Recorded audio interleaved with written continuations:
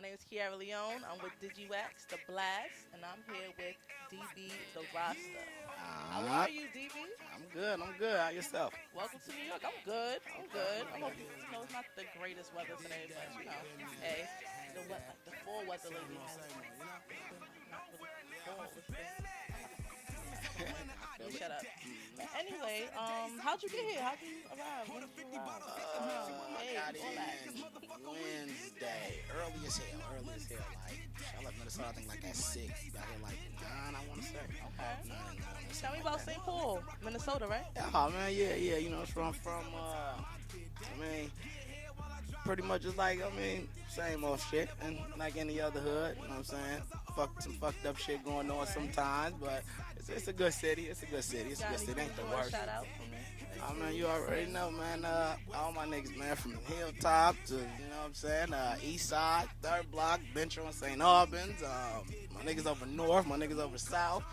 They know, man. They know what it is. I'm Minnesota bound, period. Shout out to everybody. Alright, so I'm definitely a fan of you because you're clearly a fan of Lil Boosie. And I love Lil Boosie. So tell me how it felt for him to do the remix. What was the song? Tell me about the song first. Oh That was man, the song. yeah, the song called "Did That." You know what I'm saying? It's the remix. Actually, I had already had "Did That" done. Boosie ended up coming into town or whatever. Some people who was working with him knew of me. You know what I'm saying? They basically told him some little shit about me, wanted to meet me and shit. Met up with him. We did it. Damn. Keep Oh going. yeah, but like I said though, yeah. So he came into town. We got up. You know what I'm saying? He said he had heard about me. I told him, of course, I'm a fan of him. You know what I'm saying? So we did that. Told him to come to the studio. He pulled up like a real nigga. You know, he wasn't on no bougie shit or nothing. He pulled up like a real nigga and shit. Did this song. Like I say, did that was already done. I was playing beats for him. He like, okay, he feeling some of the shit, but you know, I could tell he wasn't feeling it. I mean, he was feeling it, but he wasn't like super feeling some of the beats I Yeah. was playing for him. So I'm like, okay, I accidentally pressed the space bar on did that on the actual song. So when the song came on, he kind of like went crazy up in the studio, like that's you, that's Alright, you. this is before or after he came back home. This was after. After? Yeah, How, yep. where were you when you first heard that he was back home? Where was I? I think I was in Atlanta. That's when he did the was that the ozone shit or something? Okay. Yeah, I think he had did some type of little. Now they had a whole little thing for him. I think Jeezy did it. All right, Or something. cool. Yeah, when he had the little chair out there. I think I was in Atlanta though. Alright, Yeah, when he cool. came on. Speaking of Atlanta and Jeezy, I was actually in A3C this past couple months. And how was you there? Yeah, yeah. Alright, down there. dope. Man, I didn't bump into you or anything. I was giving out flyers left and right. Shout out to Oscar and YC. He was out there just hustling. But yeah, so your new mixtape. Is it a mixtape? Yeah, yeah. Bro, Being broke is not an being option. broke is not an option. Yeah, I'm not. I don't really know how being broke feels so much, so I can't remember it. But I'm Yeah, playing. I feel it. I'm broke right now. Cut it out. But nah. So before we get into it, I'm gonna ask you a question about being broke. So, what's your most like brokest memory? Shit. Like your brokest. I don't know if brokest is a word, but it's a word today. Damn. I mean, it's a lot of them. Shit, I've been broke majority of my motherfucking life, but probably Something that stands out, something that maybe got you here. Like, 'cause I know. Before I yeah, got my for sure. Like I success, I had said, a broke moment that just made everything not so broke shit, anymore. only thing I can say is like shit. Like I say, like waking up pretty much with nothing. Like, you know, like OG crying and shit. You know what I'm saying? Landlord, rent a center banging at the door. I don't know if y'all got rent a center in New York, but this place, yeah, rent a center. You know what I'm saying? We on the floor hiding from their ass 'cause they all in the windows Trying to take call the stuff back police. and Yeah, shit. you know, so. You know, waking up like that, seeing my mom like that shit, that's probably like the brokest shit. That's what I could say gave me a lot of, you know what I'm saying, a lot of more. Can we feel some of those broke moments in your upcoming mixtape? We can Oh feel that. yeah, hell yeah. Being broke is that option. I like to call the shit like a hustler, man. You know what I'm saying? It's more, like I said, everybody can relate to it. It's more than just a name. You know what I'm saying? That's why I said I actually got the clothing lines called Being Broke is that option too. Dope.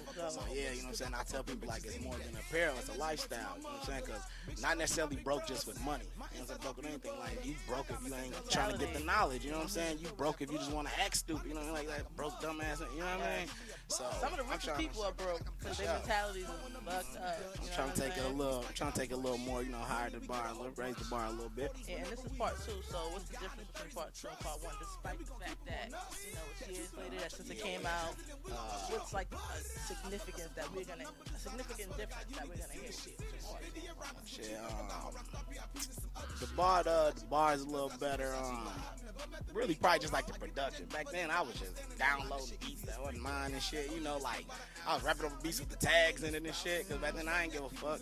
I ain't care about none of that shit. So now like everything official, everything on point. I'm saying all my beats is mine, everything original. So it's gonna be a better production, more feeling like what's gonna fuck with it. And I got a lot of features too. So Alright. Shout out your last visual that you put out. Like, what was that? Describe, tell us the name of the last visual and where was it shot. my last I've been actually putting out like different freestyle videos every week. So my actual last visual was the freestyle video to Big Sean and Kanye West. I'm blessed, way up. I feel blessed. Dope, Whatever. I love that song. Yeah, but my actual visual or something original, not a freestyle, was one of my singles called "Hate on Me." I shot it in Atlanta with Dante Antonio. Shout out to Dante Antonio too. He one of the best Like you directors always in Atlanta. Yeah, man. I love Atlanta. Man, I love Atlanta. I love Atlanta. Yeah. I like Atlanta too. I actually when I went there, I was my first time going as casual. I always go as a visitor, visiting my family. So I'm always in church or in the mall. This time I got to go different places. So, what's your favorite part of Atlanta? I have to say, shit, anywhere the party scene at, every club, every club. I love Compound. That's my best part and shit. Lennox Mall is the best part. I really don't be too much. I ain't gonna lie, like really like in the neighborhoods and shit. When I go, it's like strictly business, like recording and shopping or clubbing or promoting. So I really don't be in the hoods. But I know a few niggas out there though. So. Dope. So, before we get out, is there anything that because the youth is something that you really have to step back into because the youth usually the first audience that really remembers us and sees us. So, what's a message that you'll give to today's youth to encourage them? I would just say, man, just keep going. Like, keep going. Keep striving for greatness. It's going to be a lot of roadblocks. Going to be so many motherfuckers hating. You know what I'm saying? There's going to be a lot of people out there trying to take your money. You know what I'm saying? There's going to be a lot of motherfuckers that probably don't even like the movement and the shit you doing, Even though you might feel you the hottest motherfucker in your city. You know what I'm saying? But I'm going to tell people, like, keep it going, keep it moving. Just, you got to really just keep pushing, And eventually, when you get out here and get on, they're going to be coming to you. They're knocking at your door with that bread, like, And last but not least, I have to say, stay independent, let them numbers right. Period. Man, motherfuckers getting fucked these days. But I didn't even have to ask you indie or versus major because the major is a dub right now. So. Yeah, I mean, they're looking at us to see what we about to do next. It depends on if that money right. If you make enough noise, they're gonna knock at your door with a bag for sure. And usually that bag that they're offering you, if you stay independent, you're gonna get more than that bag. So a lot of people be lazy though. They don't want to do the work. You gotta do the work if you want to get there. Period.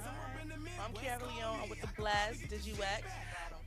Hey, y'all know what it is, man. This your boy DB the Roster, and right now I'm on theblastdigiwax.com. You heard?